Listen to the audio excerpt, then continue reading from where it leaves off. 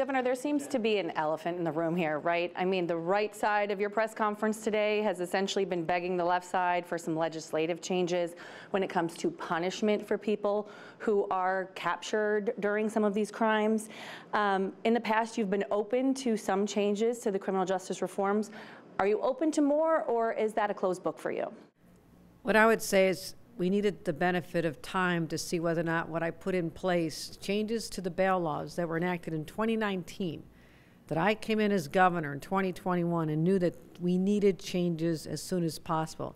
Secured a number of them in 2022, even more in 2023, and I believe if you look at the numbers on how the rearrest rate has gone down, it was 24% before we took these steps. It is now down to 14% statewide. Also, I want everyone to look at the fact that we put in place laws that give prosecutors and judges the tools they need. There is a disparity, a statewide disparity in how these are being applied. Look at the numbers. Separately elected judges asked to follow the guidelines, the new laws we put in place, prosecutors the same.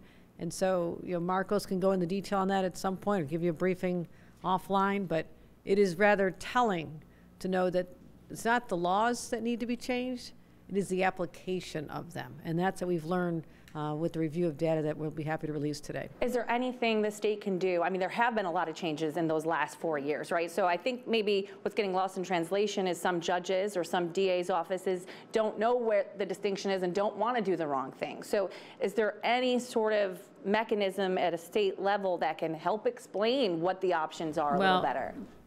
Very good point. We called upon the Office of the Court Administration that oversees the entire judicial system here in New York to conduct training. To my knowledge, the training is going on. Marcos, can you confirm that? Or Yep. It's ongoing. They've been directed to do that because I knew you change the laws, they're accustomed to applying a certain way. Again, a lot of these happened in 2019. So we're shifting it back. There's more tools for the judges, more factors for them to consider that were not there before. We also added 40 new crimes, including hate crimes, to be bail eligible that had not been bail eligible before. So yes, education's always important. There's judicial training going on.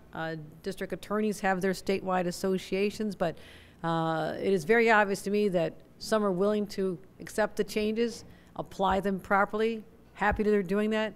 Others are not.